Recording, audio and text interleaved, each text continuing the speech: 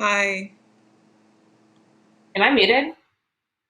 Okay. I feel like they heard you just now, but Hi, everyone. hi everyone. Hi Kori. Should I zoom in a little bit? Like, I feel like you're zoomed in.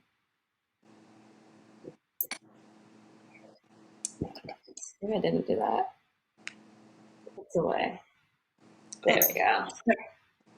That's worse. I should just go back to what we originally. I don't know why I'm changing things. Just do the intro. You ready? Yeah, You sure? maybe. I don't know. Okay. I'm sorry. I need to change this background. I don't know what's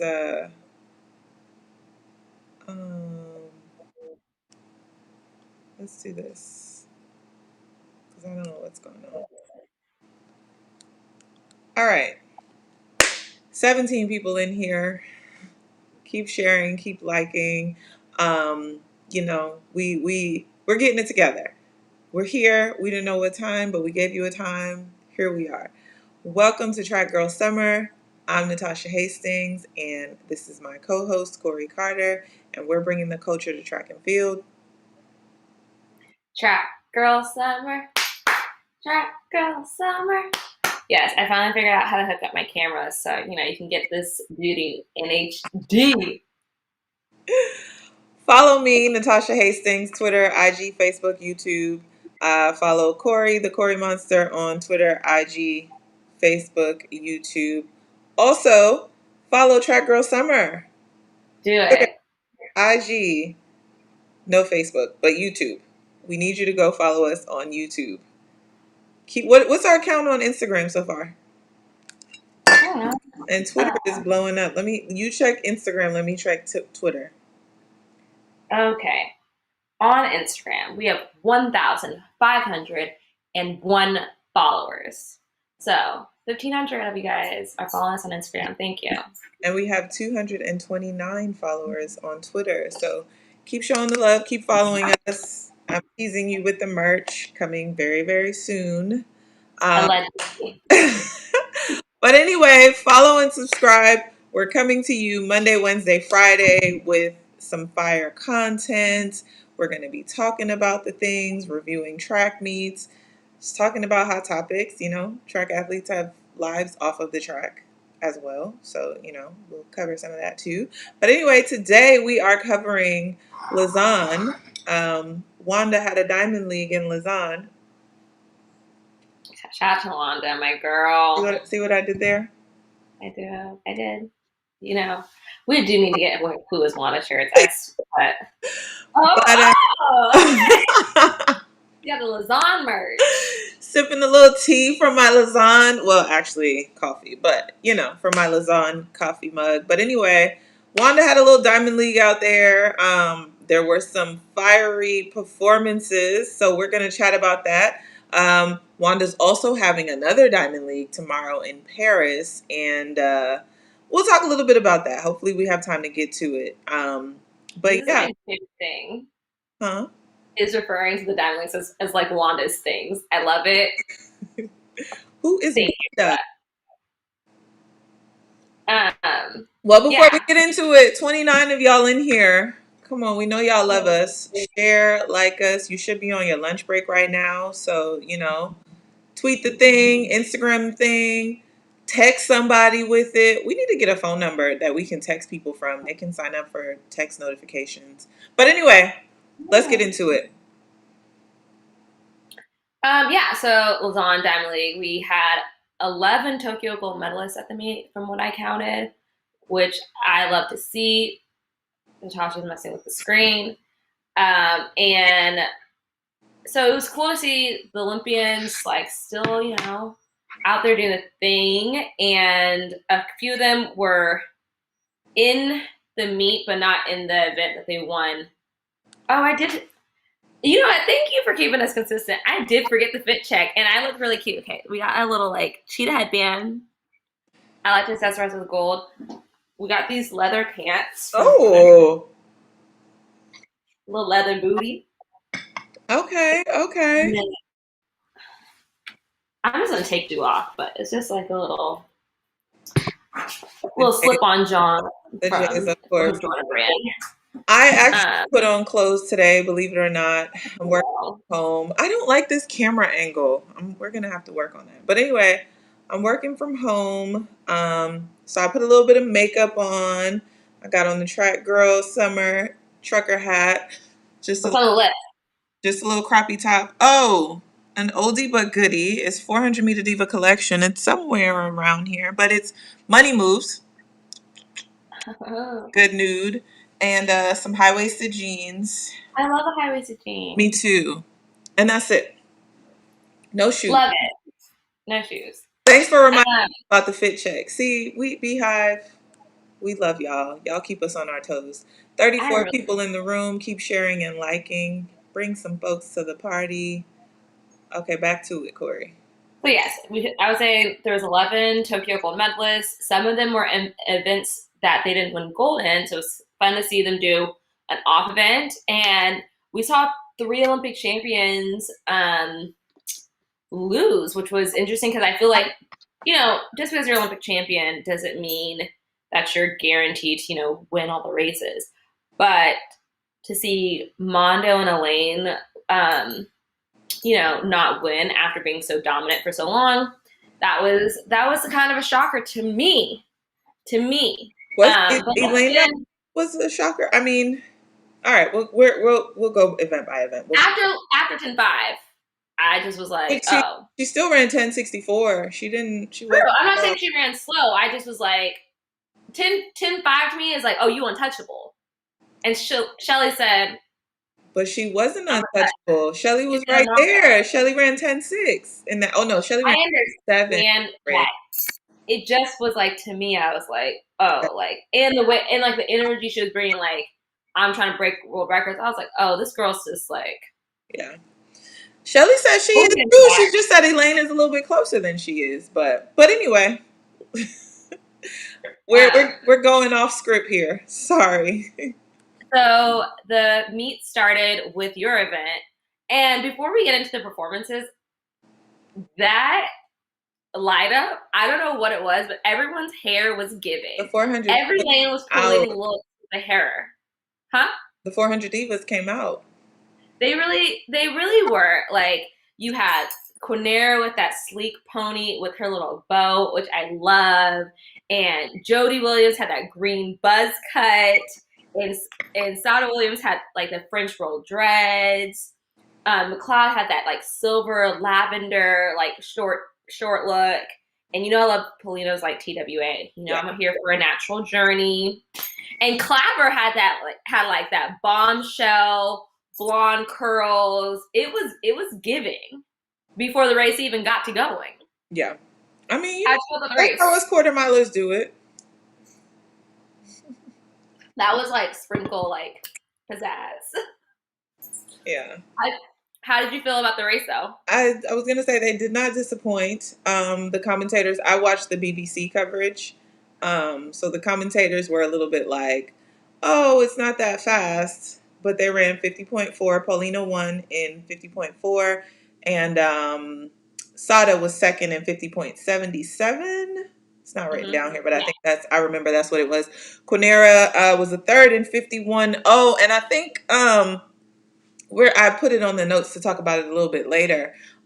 Just talking about the events overall, you can kind of see that the longer distance, starting from the 400 up, they're kind of slowing down a little bit. Not anything bad. There were a couple of things to battle. The wind on the backstretch. It's been a long season. Quinera ran 49 in April. So to continue to run that fast for this long can be a challenge.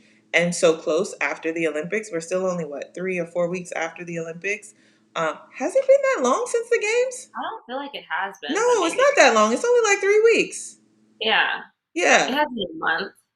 So, the commentators were commenting on that, but I think there are a lot of things to be considered in terms of how they did participate and finish. So I still thought it was a great race. Paulino looks strong. I'm excited to see what she's going to be coming with over the next couple of years because she's pretty much like a new face. They said she only ran 1 400 last year. And we saw her PB in every round in Tokyo. which was crazy. Crazy. And then now we're seeing her coming with a bit of consistency, um, taking some good names in this race. And so she's And she's definitely, only 24, by the way. yeah, she's young. So I think this season, um, Tokyo and post Olympics is definitely a great confidence booster for her going into. I believe she's running in Paris tomorrow, as well as next season. Yeah, and she's just so strong at the end. Like Yeah, I mean, she came off the turn of the lead, and she ran a good first 300, but I feel like her last 100 is deadly. yeah, So the finisher. do you want to talk about the men's 400 next, or do I you want to? thought the men's 400 was cute. Not cute. You know why I say it's cute? Because me and my mom, we were talking about the NBC coverage of Prefontaine, right? When Kambuji pulled the upset in the 200, right?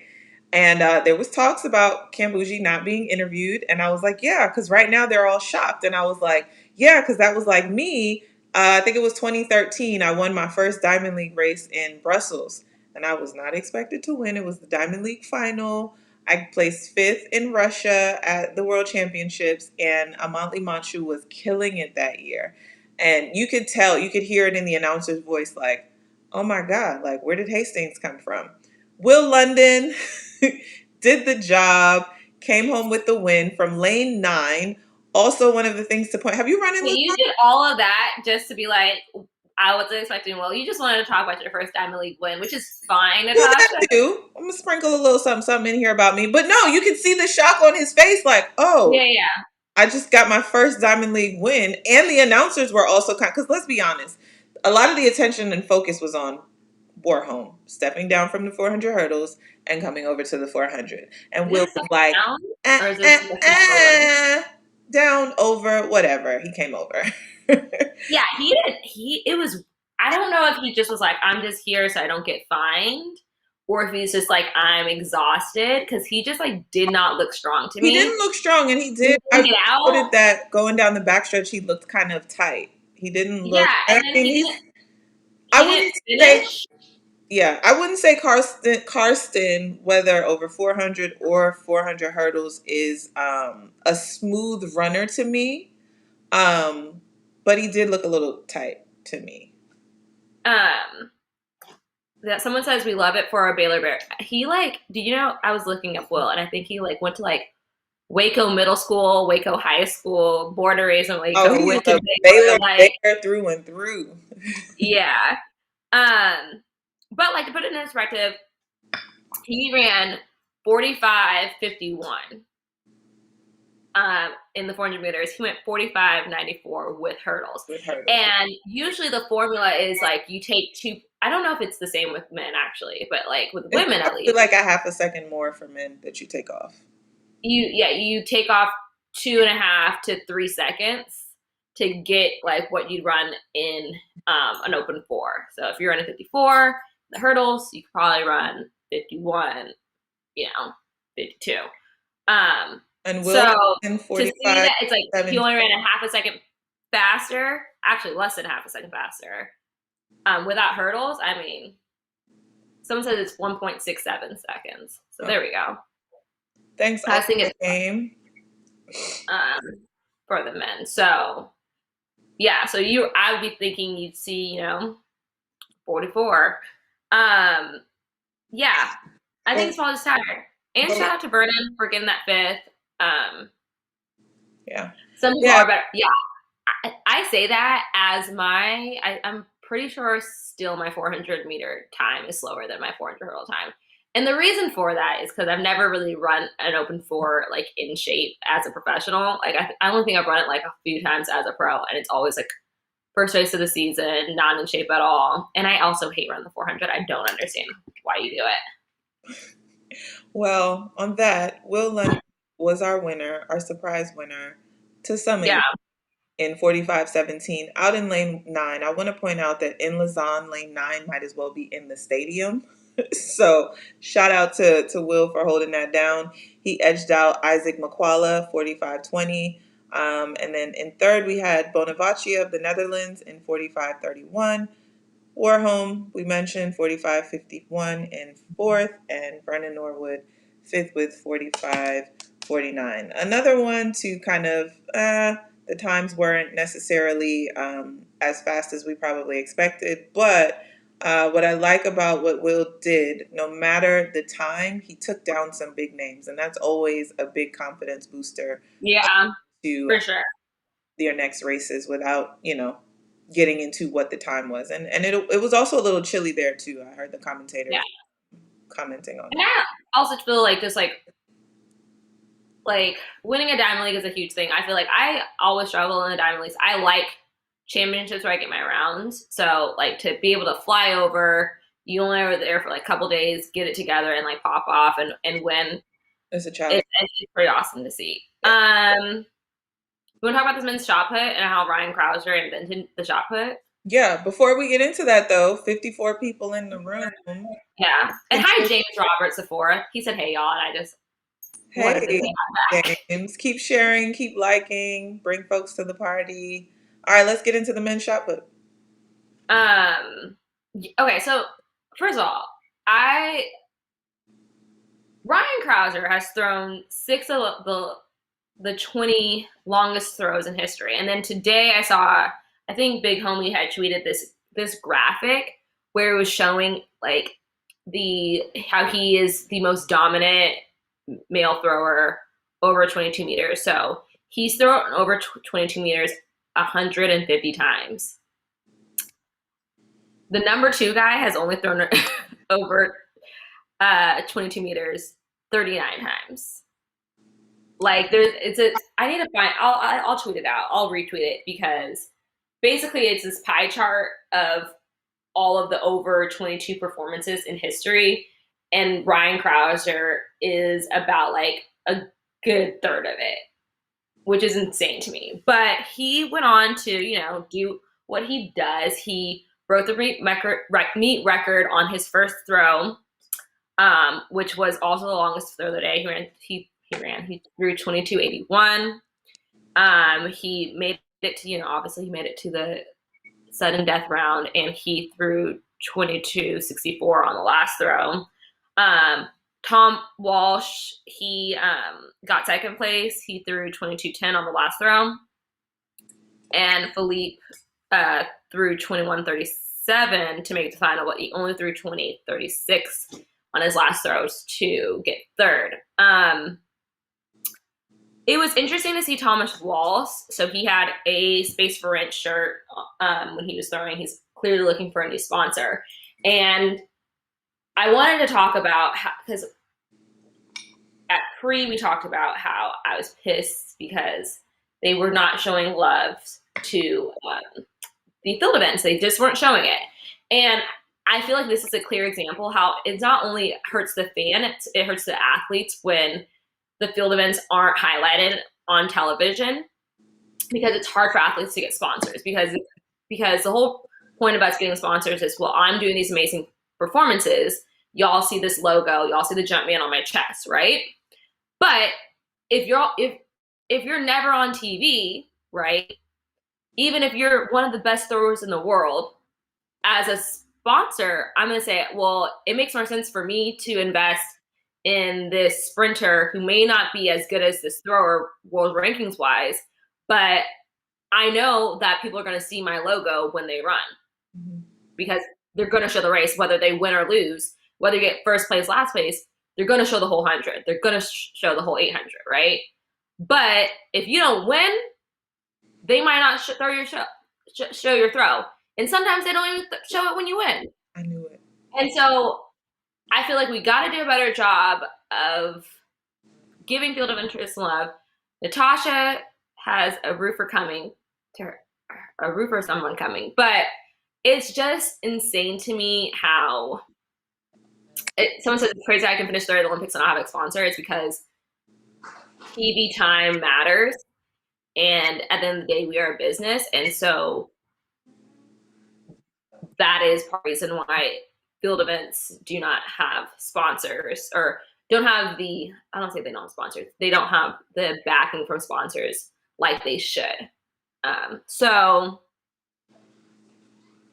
I just don't like it, but I love that he is being creative, putting putting it out in the atmosphere, like, hey, like, this space is for rent, come pay me, because I'm throwing that thing. So I really hope that Thomas Walsh gets a sponsor, because he's too good of an athlete not to be supported by someone. Yeah, he has 2 Olympic bronze medals and no sponsor. That's crazy. The economics of sports is so messed up. There needs to be like we need a union. Moving on to the men's 800. Like, it was weird because it looked like the rabbit was just gone. But if you looked at the light, he brought the race through in 51 07, but it looked like he just was out there going too fast. But if you looked at the lights, he was right on pace, actually. But a rep from Canada, he was like, I feel like he went with the pacer, and he had like a 5-10 meter lead until the last 200. And then I love this race because you got to see some actual like racing. Career, the Olympic champ, he tried to catch him like on the home stretch, but Erupt had it that day. I feel like he went from not making not making past the semifinals in Tokyo to putting on some really great performances at Pre and here in Lausanne.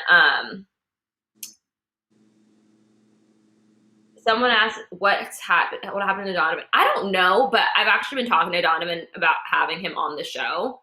So save that question and we'll get that answer from him directly. Like, I've been trying to get Donovan on the Track Girl Summer Show. We're just trying to figure out scheduling wise.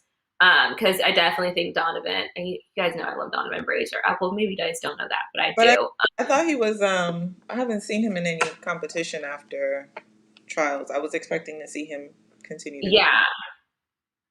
And I don't know if, I don't want to speculate. I don't know if he has an injury, because I'm just like, he's too good of it. Someone says he has a fracture. They read.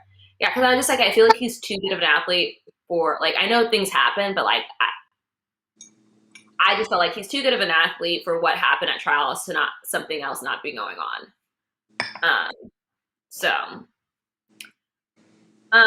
And Clayton Murphy had a good run here in 145 and 145.77. But yeah, I just felt like that last 100 meter was spicy in that 800. I love. So everyone's like texting like, it's just hurt. We'll have Donovan on. Y'all can ask him himself, and if he feels comfortable talking about whatever going on in his life, he'll let you guys know.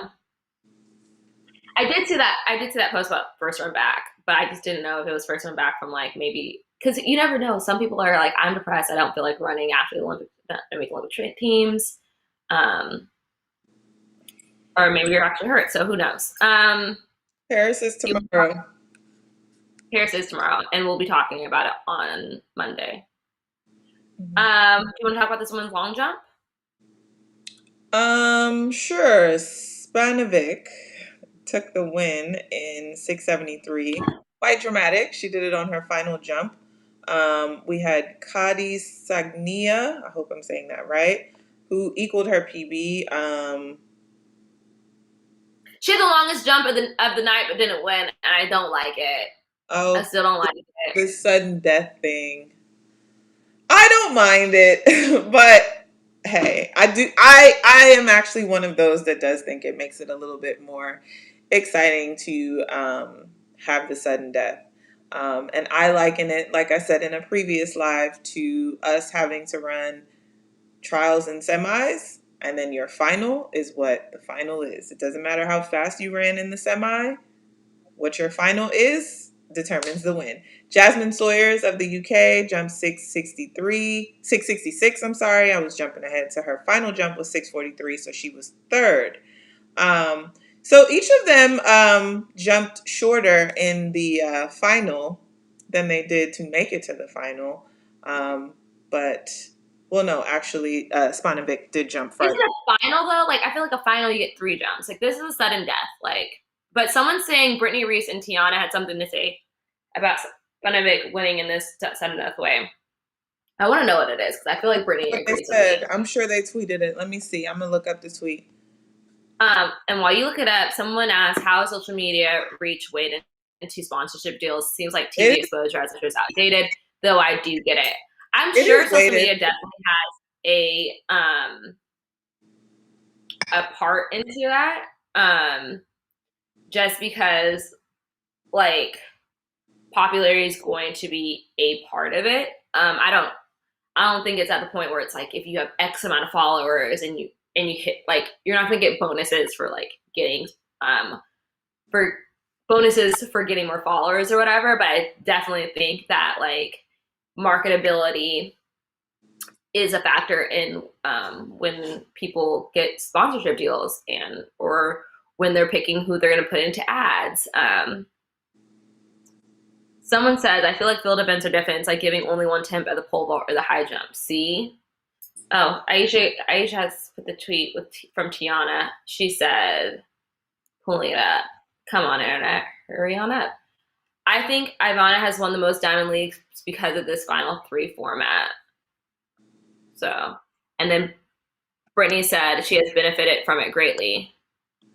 And someone said, Tiana, I flat out don't like this format. Can we change it, please? Who do I need to take to dinner to finesse them? It's not the best for fans. This is my opinion. And I agree with Lance, who said that. That's exactly how I feel. I flat out don't like it. I just yes, I respectfully think the board. It's like the board. I think it's different. Like, okay, I think it's different because you're dealing with the board. Like, it's a lot easier to stay in your lane than to hit the board. You know what I'm saying? I think it's different because we've normalized that you get 6 attempts, and we don't like change. Whatever. Okay, we were gonna stay to an hour. I don't like it. You're fine with it. It is what it is. The men's pole vault here. We had an upset. Was it an upset? We definitely can get Tiana on the show. Yeah. I feel like, but no, Tiana's gonna come on the show. I haven't asked her, but well, she's done a tea time with me, so I fme like that's an easy. Hey. Yeah, and Tiana's like is a sweetheart. Yeah.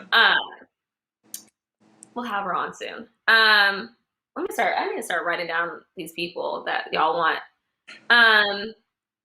So the pole vault, was it an upset? Yeah, Mondo didn't win. Oh, right. You know what? Oh, what just happened? Did your battery die? No. I think I turned off the like power save, but apparently it's like, 20 minutes, whatever. It's fine. Yeah, so first of all, we saw Sam Kindred's back competing after contracting COVID in Tokyo and having to go to the isolation hotel, and he wasn't allowed to compete. So it's good to see him back doing what he loves the most. He looked really good. Yeah. I think he was concerned that his fitness was going to go down being in that hotel room, but it seems like he's bounced back like it was nothing. So I'm happy for him. And we saw Chris Nielsen. He was a silver medalist at Tokyo, and I don't know if it was his first Diamond League win, but I feel like it is. He had a perfect record until he failed at his 3 jumps at 592. So he won at 582. Sam also jumped 582, but he just had more misses. And then Timur Magunov, he's a neutral athlete. He jumped 572. Armand Duplantis, he got 4th, which was weird. He jumped 562, which is over 20 centimeters under what he jumped to win gold in Tokyo. But the thing is when you saw him, he was getting over the bar. His hips were over. He was clearly getting over the bar. It was just kind of like his body positioning was off, so he kept hitting the bar. And I feel like he just like wasn't in his rhythm. And I don't know what that was all about, but it was just weird because he's so consistent. And you think pole vault is just like, you can get over much higher than this height. this should be nothing for you. But people have their off I was days. about to say it happens sometimes, and sometimes there's no explanation for it other than it just wasn't today. We are getting more requests. People want Sydney on. They want Jasmine Sawyers and Mamona on to talk about the long jump format. Yeah, we should definitely get some long jumpers on to talk about the long jump format, because I'm over here saying I don't like it, but maybe the jumpers really like it. I'm sure they don't like it either. And the thing, y'all, okay, y'all, let's just we're gonna get to our You stay focused on the script. All right. You go ahead. You can talk about the women's high jump. No, you got that. All right. I hate you. Maria, she won with 198. Okay, maybe you don't have it. Why? I'm still confused. What? She's Russian. She's a neutral athlete. Are we saying that she's neutral or like On the at least with the Diamond League, they say ANA, which I appreciate a lot more than the ROC? Russian Olympic Committee. All right.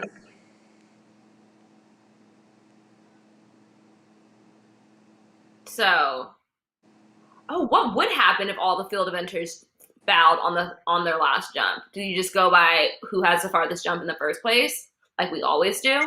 Probably. All right. But she won 198. Yaroslava got second. She also jumped 198, but she had more misses. Nicola McDermott of Australia jumped 195 to get third. Anika got ninth. She jumped 181. Is this the first competition since the trials? Oh no. She went overseas. She went overseas after trials. Okay. I keep looking at who y'all want. Y'all are funny just because I'm like, you guys just keep putting these requests in, but we're working on it. If anyone's gonna bring you who you want, it's track all summer. Yeah. I'm happy that she's back competing. I feel like even though she was win over Europe, I feel like she hasn't competed in a while. So I feel like she probably just needs to get back in the groove. But Anika might be like inch for inch the best jumper. If you think about like her height versus like appearance, she might have like I want to know like what her vertical is versus all the other high jumpers, because I don't understand what that's like being smaller than the rest of your competition, because I am 6'3", but the way that she's able to just get over that bar at her height, I just think is amazing. Vashti didn't jump in this event, and someone said Anika said that she's dealing with the heel of her foot, which I feel like a lot of high jumpers deal with, because they have to plant in order to get that. Get on up. You see me blocking to get up. This is not how we want. All right, women's 1500.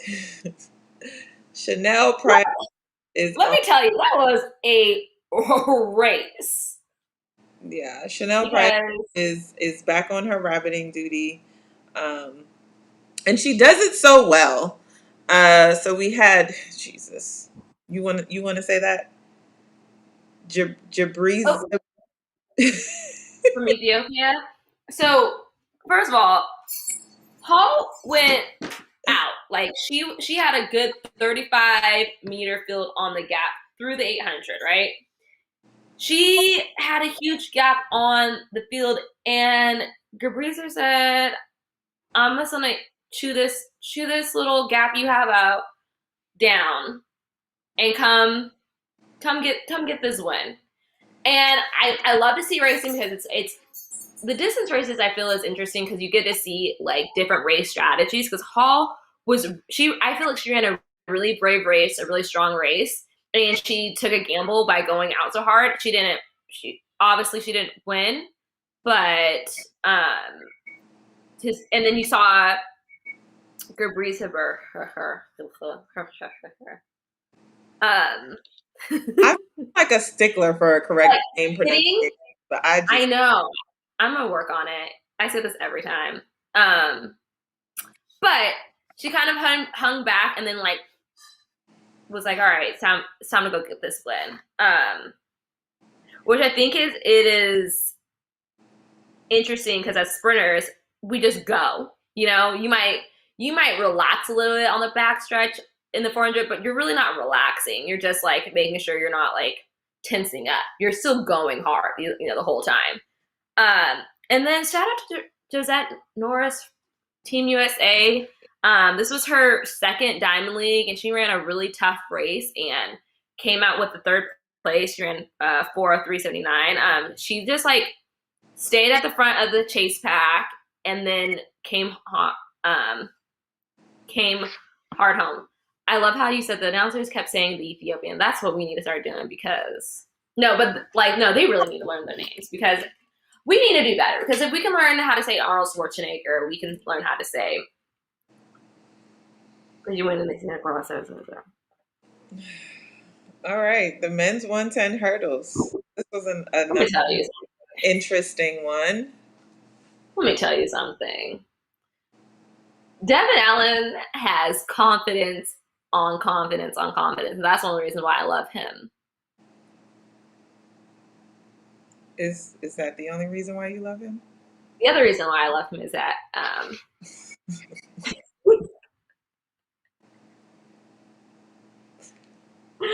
tell the people.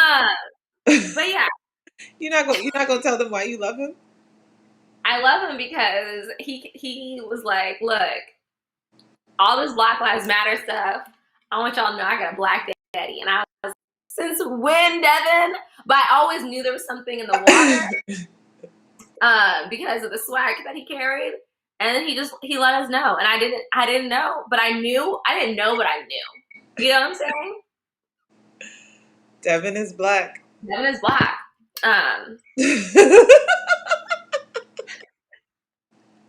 Devin definitely has a girlfriend. Why was that so funny though? Like,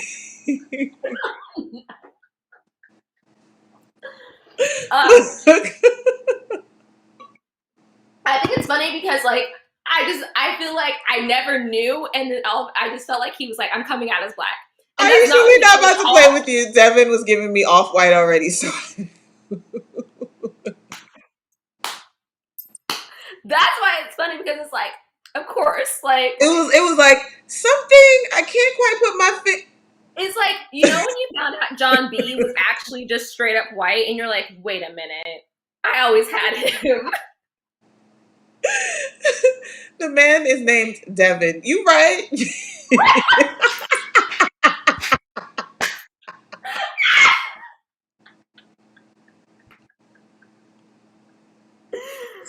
I hate it here. I hate it here. We're so inappropriate. Devin, we love you. No, but like, look. Someone said, I never not clocked the name. Now, gosh darn it, guys. Woo! I love it here. Oh my god. All right. All right, let's get back to the race. So Devin Allen. Right. No, he ran a great race. We saw Parchi. Someone said breaking news. Stop it, guys. Devon. I'm gonna start calling him Devon Allen. Y'all play too much. Come on. Or Devon. Okay.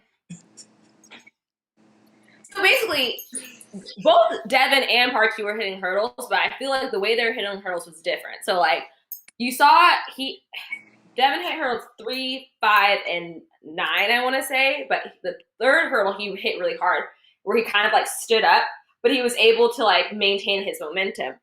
Parchi hit hurdles, but I think the real issue is that I had a double check to make sure his height.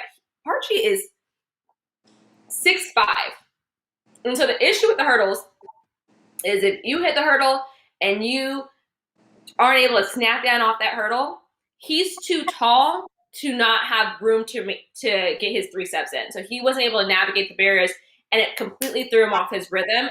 And you saw that he wasn't able to recover from hitting the hurdles and ended up getting last place. I don't like it wasn't like, oh, that's the thing with the hurdles is like anything can happen. Like it wasn't like I don't think he's tired. I just feel like he had off race because hurdling is all about that rhythm. So Devin Allen ran 13:07. Jason Joseph ran he was his smile after the race was something else. He was so happy. He ran 13:11. Pascal ran 13:17. Shout out to my son D-Rob Daniel Roberts. He ran 13:23 to get fourth, and Levy, the bronze medalist, he got fifth with 13:40. Someone says, yeah, it was a good race for Devin. I also love one of the things that I love about Devin since we're talking about reasons why I love Devin Allen is like his energy, and like the way you can tell he's having fun when he runs. He's always putting on a little show for the crowd, but it's not too much. It's like he's staying focused, but he's just having fun with it. Did you know he's going back to football this year? Really? Yeah. He said that he is taking, I can't remember if it's 1 or 2 years off, but I think he's going to use this year to get into shape for football, which I respect because he's not doing the whole, oh, I'm just going to bounce back and forth. Like he realizes he's got to get in shape for it. Then he's going to try out for a team. The postponement kind of threw things off for him because his plan was to go play for a little bit and then come back for the games, if I remember the conversation that we had correctly. But yeah, he's planning on going back to football and then coming back to track. Can I tell you? So when I was at Stanford, like all my friends were on the football team, and I remember. No, Aisha, you are shady. I didn't know that the interview was coming out for me to promote it. Let me just say that. I just saw the interview pop up and I was like, oh, but it's on YouTube. It's on World's Greatest Channel. But what so all my best friends were on the football team, and I remember we were watching, I think it was like indoors together in like one of their dorm rooms, and Devin came up, and they'd obviously played against Devin a bunch of times because Pac-12, and they were like, I bet he gets all the girls, all my football. They're like, he does football and track, he gets all the girls, and I was like, I don't. That's the first place that their mind went. Okay. Of course. They all. My football friends were also like, why don't we ever have football and track parties? And I was like, because the track team we also have guys on the team. They're like, we should hang out more, just the football and the track girls. But yeah, the football guys do respect Devin Allen, which is, well, at least the Stanford football guys is what I'll say. This men's 3K, another good, like, we're having this 3K was dramatic. Mm-hmm. First of all, before we even get into that race, can we talk about the rabbit of the race? Because Eric Sowinski, he's an 800-meter specialist, and not only was he rabbiting, earlier this week he anchored a 4x4. Let me tell you the line, because at first I was like, oh, okay, it must have been some play 4x4 or 4x1 runners running against distance runners. No, 4x1. You said 4x4. He anchored a 4x1. Oh, my bad. What is going on? I don't know why. Why, camera? Why would you do this to me?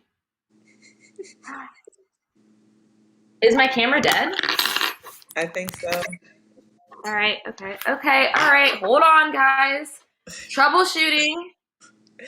While she gets that together, 65 of you in the room, come on and join the party. Share, like, subscribe. Oh, here she is.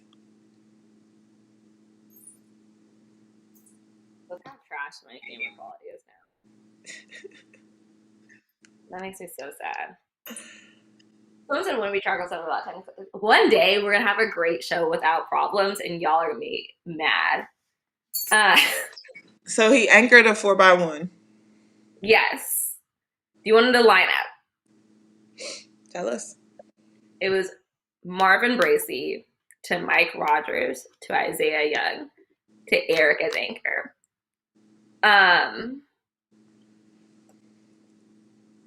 First of all, the handoff was clean. In fact, I feel like Eric needs to be in relay camp whenever we go to wherever we go. But I don't know why he was the anchor. I don't know if they're like, look, we just trying to get a race in and we need a leg. But I need to find out why. Definitely the anchor because he didn't need too many duties. So just get this stick and finish the race. Okay. How did they place? Did he get walked down? I don't know. I couldn't find, like, I only saw like the clip on Twitter where it was him getting the baton, but it wasn't that great of a video. But it was like he got out and then it was like, all right, okay, you definitely run the 8. But the handoff was clean. I'm gonna give him that. All right, so let's bring talk about this race. Okay. What actually happened in it, because I loved it. First of all, you had the clash of the Olympic champions. You had Barrega in the 10K, gold medalist in the 10K, coming down, and Jacob, 1500 gold medalist, going up. So you kind of got a clash of like speed versus strength going on, which was fun to see. I think they like settled on the 3K for the distance race for Diamond League because for TV time, they didn't want to do like a 5K, 10K. It was first of all, Jacob won, but the MVP of this race was Aragawi. Yeah. Because he came back crazy in like the last 500 meters, but just Ingebrigtsen and Jacob were out like 60 meters. I would give him like, they had about at least 60 meters at like 2K, and they were really hammering this pace. And then, oh no, Jakob Ingebrigtsen. Okay, thank you. I'm gonna learn that. Someone said Charmaine just said Shelly-Ann pulled out of Paris. I was gonna talk about that later on. Sorry. But yeah, Aragawi, he broke off from the chase pack and just went out by himself, which I think is so hard, just like to run down these guys and to cut down that type of a lead. He made he started moving at like 800, but he made a huge move like at the bell lap. Mm-hmm. Like the amount of distance he covered in 100 meters, the amount of the gap that he closed in 100 meters going into the final bell lap was insane. And he actually, it came down like basically he passed McSween and Jakob. Okay, I said his name right. At like 200, and Jakob just kind of went with him, and it really came down to like a foot race, a 3K foot race. And Jakob had more in the tank, but whew, that was a race. Yeah, it was a good one.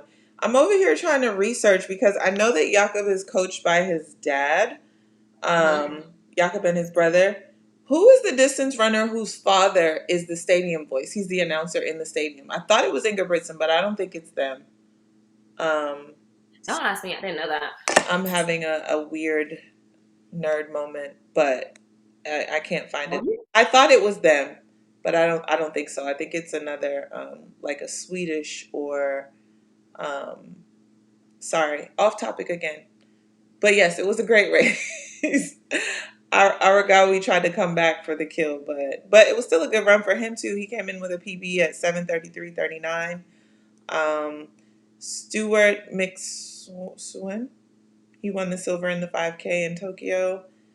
No, I'm sorry, Mohammed won the silver in the 5K. He got 9th. I just shouted out because we love Bowery Track Club over here, and Grant Fisher at 10th. Jake Hayward Jake status. Hayward.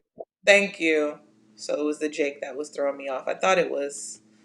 All right. You Well, the women's triple want to jump. talk about Oh, Rojas and how y'all know I love me some Ulamar, okay? And they just need to go ahead and let her jump from the men's pit because I actually like paid attention and I was like, oh yeah, that third jump, or the third step rather, she's practically in the pit. So shout out to Chucky for breaking that down for us. yeah, like I would have never noticed that if I can't remember which one of our what do we Chucky. huh? It was Chucky. But Mm-hmm. what do we call our track girl summer people? Like I don't know. I'll brainstorm some names and I'll get back to you guys. because you guys get us together in the chat. The stuff we don't know, you come through with the facts, you correct us, but it's a family here. But I feel anyway, like I want to call it. I want to call our followers the Shady Bunch. because y'all are shady. I throw my shade. I will own And like shade is good in the summer, so but y'all come through with the shade. But no, Ulamar, it was exciting to watch her jump because she's jumping like hell. She set the Diamond League record, the meet record, 15:56 on her first jump. She's the second best jump ever. But and she's basically in competition with herself. And every time she got out of the pit, it was like she was disgusted. Like, this is enough. This wasn't good enough. This wasn't like it's clear I that love it. is like focused on I am going to be number one. I'm going to get this world record. Like winning this is not enough. And I like to preach like, oh, enjoy your moment, celebrate your wins. But I like to see that she's like, this isn't good enough. Like I still have more in the tank. She had 4 jumps over 15 meters, and like you said, she's disgusted when she doesn't She's constantly trying to improve herself, and I feel like that's the difference between someone who wins and someone who's a champion. Like.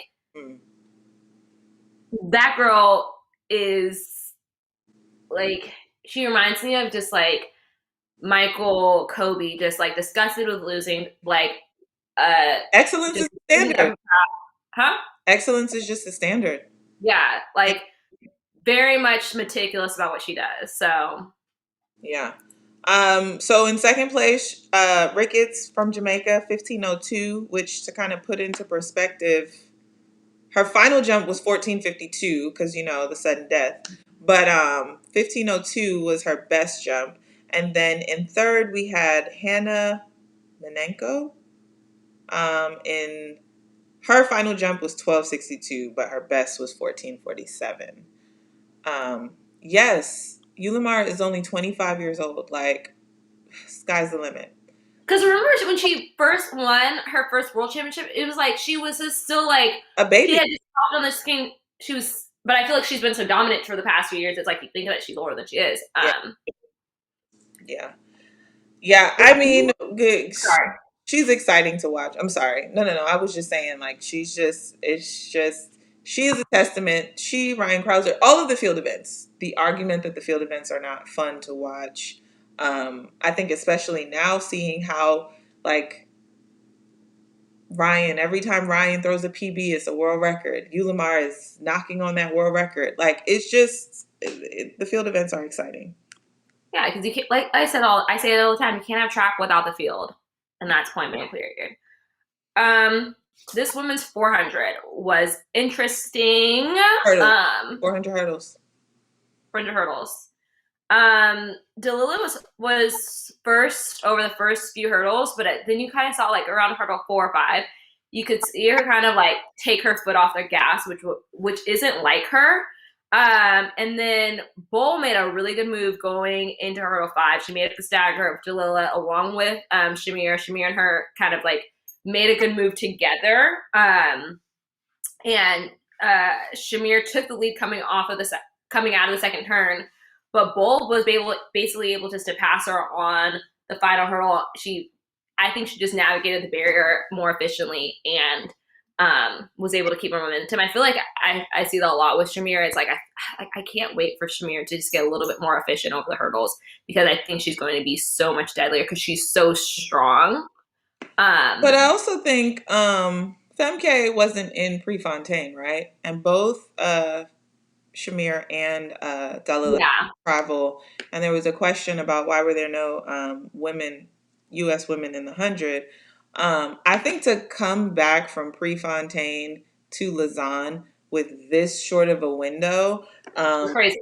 I think we for sure saw some jet lagged legs out there. So Mm-hmm. for Shamir and Dalila to still run what they ran under those circumstances, I think Dalila just looked tired. She looked like she got out, like you said, she got out really well, but Femke made up the stagger, and she just kind of lost steam. But To that be fair, Dalila's the only one who did the Olympics pre and Lausanne. Like Femke did the Olympics in Lausanne. Shamir didn't do the Olympics, but did pre and pre was on, and yeah, Lausanne. So and it's Dalila's the one who was in all three a events. very short window, so Oh it's yeah, not really surprising to me to see. and she went 51.5. My body still would be like, Yeah, yeah. So these results really weren't that surprising to me. The commentators were again, speaking on how the times were slower and the girls, including Femke. Femke ran 52.10 in Tokyo. it And was harder. it's cold. It's all of the things to be considered. I did not think that. I didn't think this was a bad race, nor was I surprised by the results. So yeah. Yeah.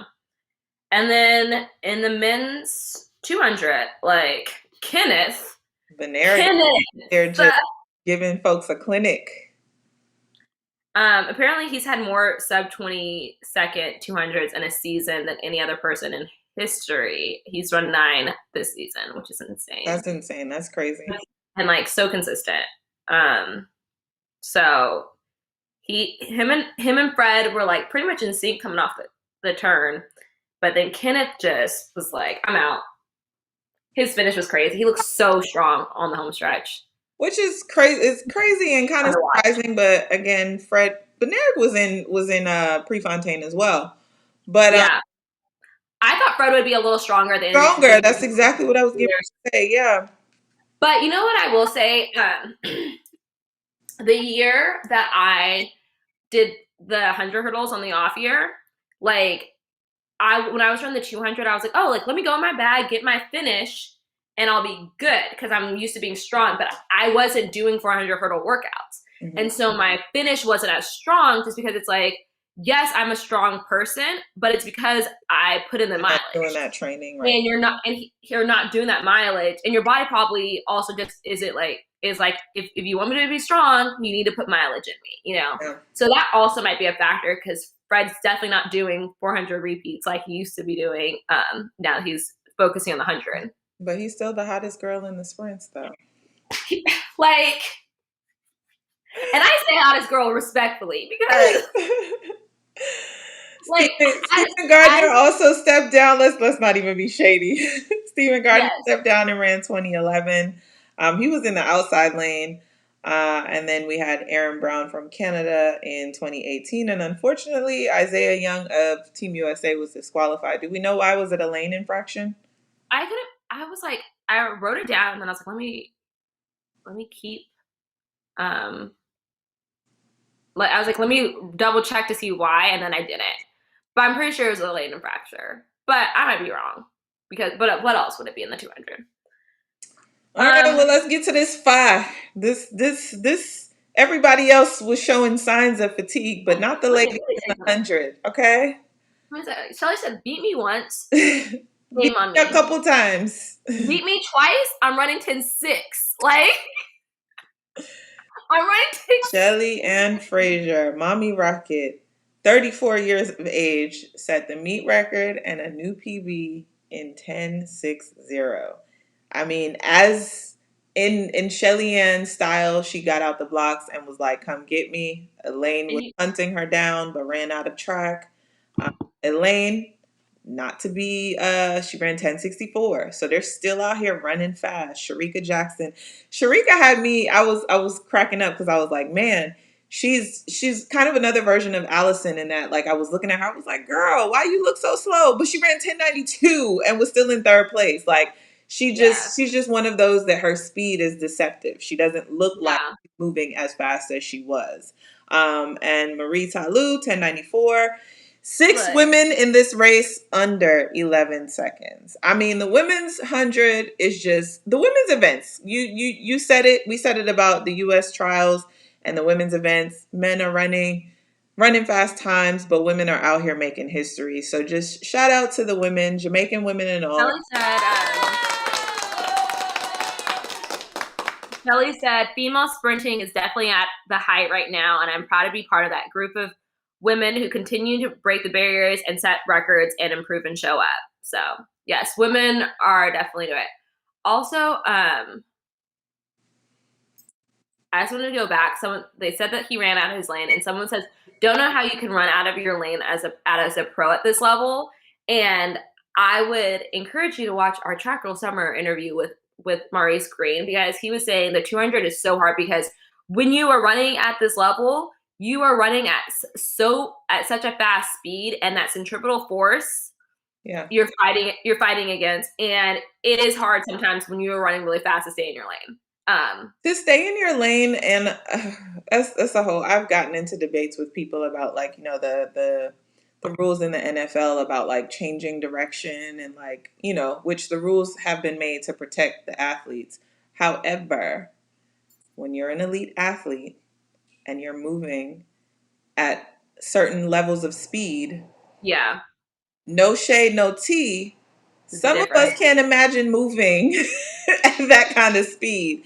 So making an adjustment in that amount of time is a lot harder than it seems. So it's very possible to run out of your lane. It's very difficult to control that kind of speed uh, Mm-hmm.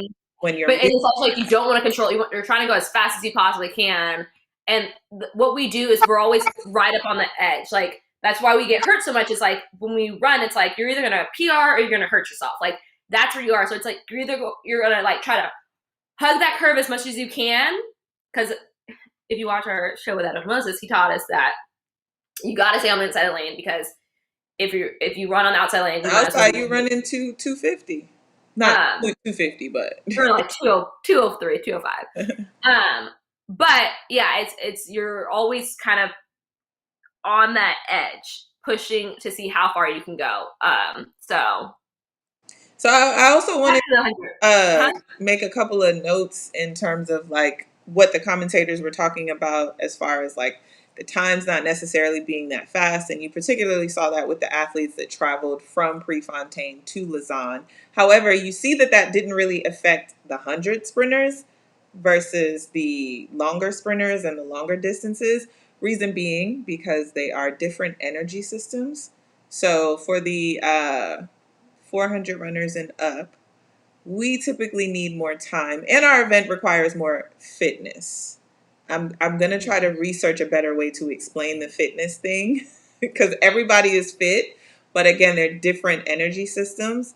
Um, Anaerobic versus aerobic. I'm sorry, I'm having a nerdy moment, but I feel like I need to explain why it sometimes affects the longer distances than the shorter Yeah, distances, because the shorter distances are anaerobic, whereas the longer distances are aerobic. 400 starts to tap into it's anaerobic, but more so aerobic than anaerobic. So that is also some of the reason why you saw that, like, Shamir and Dalila Dela. had a little bit more trouble, repeating what they did in Eugene, whereas the women in the 100 were able to repeat it because it is a different energy system, and recovering from that jet lag is a lot different for those athletes. And that being also why you didn't see as many Americans in Lausanne, because some of them probably just chose, like, I'm not going to put that extra travel on my body, but I'll go to Paris, i.e. Allison. Yeah. That's a great segue. Did you see what I did there? Great segue into Paris coming up tomorrow. We've got some athletes who chose to forego Lausanne, but will go on to Paris.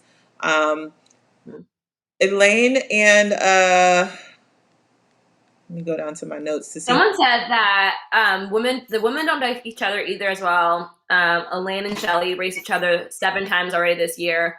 Bolt and Blake raced each other 7 times in 6 years, and I feel that like that's somewhat true. I feel like we didn't get to see the clash ups a lot when Bolt was running, and I feel like in my event, I know we always go head to head.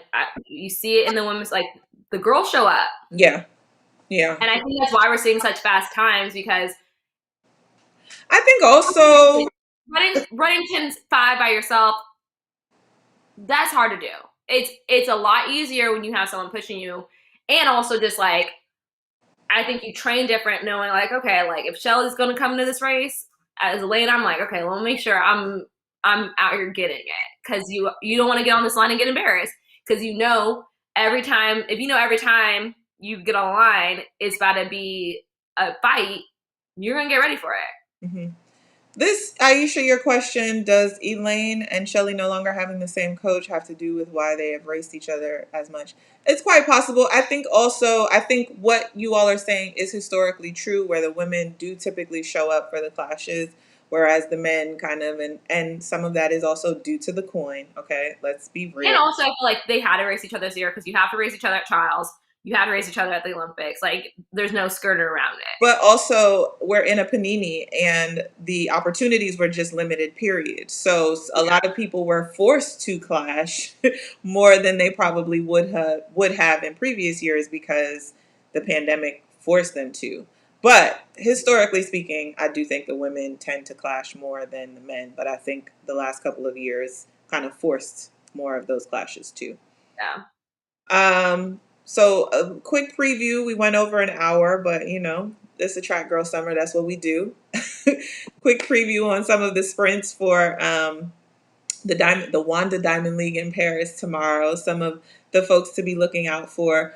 The women's 100 will be contested again, but we will not see a Shelly-Ann Fraser-Price, which some of you have also been talking about in the chat, that Shelly-Ann has cited some fatigue, for the reason being why she is resting. I think it's code for I dropped a 10.6. I'm going to go back to Italy, do some training, get ready for this Zurich final. So we're going to go after this world record. That's what I think. Purely speculation. It makes sense. It makes sense. But that's what I think. Elaine is making the trip over to Paris, and she will be running the Elaine's out here flying pride. Where are my notes? Okay, Elaine and Dina Asher-Smith will be headlining the 100. Sharika Jackson will also be in there. And like I said, Shelly-Ann is taking some time to rest. I think I'm excited for this men's 100 hurdles again. We'll see Devin Allen with Pascal and our main guy. I love all the hurdles. Like I am biased when it comes to hurdles. We're gonna see Fred Curley and Kenneth Benederic battle again, and the Lyles brothers are gonna hop up in that race in the 200. That's gonna be fun. They looked Noah looked so good at Pre. Yeah, he just looked like Noah Lyles. Yeah, we haven't been getting. I don't know. I hate y'all. I love Devon, like Devon. But yes, he will be there. Devon will be in the building in Paris. Okay.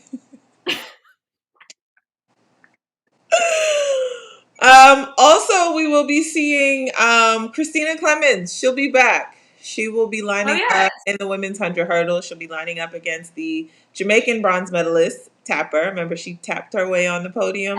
Tap, tap, tap.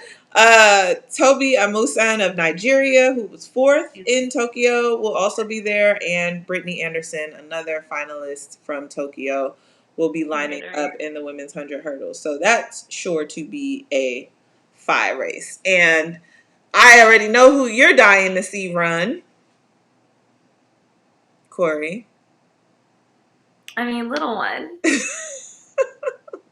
Y'all already know. Like, I'm excited to see little one. It was funny because I was talking to her earlier. Little one, I mean Allison. We were talking about the last time we were in Paris. We did like a training camp, but it was just me, her, and Bobby, and we got into some shenanigans. We were trying to we were trying to get home from the track and had to get into an Uber Pop, which is what they have, which is is European Uber Pool, but like the tiniest car ever. And we almost got taken on that Uber Pop. Like, we almost got kidnapped. Well, she ain't in Paris with you. She in Paris with her husband now, okay? I know. They went to the Louvre, the Eiffel Tower. They did all the kissing in front of the Eiffel Tower. They left Tammy at home. I said, yes, Mom and Dad, yes. They're making me like almost believe in Black love or love in general. But yeah, I'm excited. I'm excited to see Allison do her thing in the 400, and then finish. She was saying like, let's do this 400 and then get this off season together. So I'm excited. You already know. Yeah, she'll be lining up against Paulino, the Dominican, coming off of her win from Lausanne, as well as her silver medal from Tokyo. So another surefire race to be fire. So that concludes our lineup today. Kori, you want to do your thing before we get out of here? Thank you guys for joining us for Track Girl Summer. Follow me at the Kori Monster on all the things. Follow Natasha Hastings on all the things. And more importantly, follow Track Girl Summer on all the things. Although I'm pretty sure you guys already are, which I appreciate. But like, tell your mom to follow us because we appreciate moms here. And we'll be back with the Paris reaction on Monday. Same place, probably a different time. But oh, dang, y'all want questions from the people? Listen, Aisha, I am working from home. Okay, my boss is looking for me. We got to go. No questions. But put your questions in the comments, and we'll get back to you guys. We comment back. So if you have any questions, good call, Kori. Put your questions down in the comment, and Kori and I will come and answer the questions in the comments. And remember, no matter what time of the year, it's always Track Girl Summer, baby. Bye. Good job, guys. Bye. Shout out to Devon.